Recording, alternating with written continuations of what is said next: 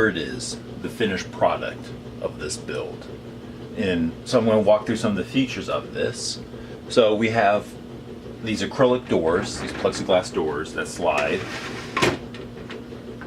back and forth on both sides, front to back.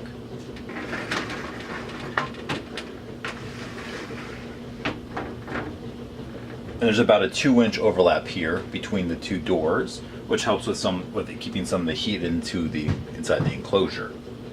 The handles, these little finger holes, handles are 3D printed, as well as this exterior handle right here, with the face handle. As you can see, there's actually LED lights all the way across the interior of the entire enclosure. Over here on the left-hand side, we have the same doors, the acrylic layered up with the handles. And on this side where we have this empty space right here, in the back here I actually have a thermometer and humidity gauge. I think that's what it's called. Bring it a little closer. Found this on Amazon for, I don't know, I think less than $10. It tells you your humidity within the enclosure and the temperature within the enclosure. And it also records the high and the low within the last 24 hours. So I've had the enclosure as high as 101 degrees, 101.5 degrees, according to this. And that's with the assistance of this small space heater back here. So it has a little thermostat control gauge, and I set that on. It automatically cuts on and off in order to heat the space.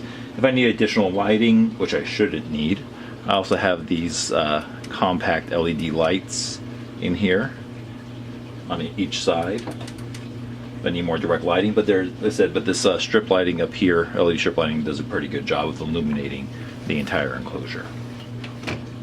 There is a small gap here, about a 1/4 inch thick, between the shelves and also on the top and the bottom, which I could just put a piece of tape over, or maybe I'll cut a thin piece of acrylic and hot glue it or stick it to the face here to, I guess, get more of a cleaner look, or maybe a clear piece of tape.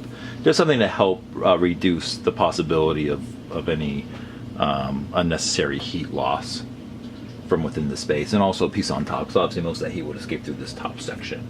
But so far it seems to have performed very well. I'm going to have to do I'll likely have to do some more comprehensive side-by-side tests of the unit in the enclosure, and maybe pull one out and print from one outside of the enclosure, doing the same print, same type of PLA or same type of filament, same settings, in order to reduce as many variables as possible. Although these printers aren't exactly the same, they're extremely similar. Alright, I hope you enjoyed that build. Please subscribe, and thank you for watching.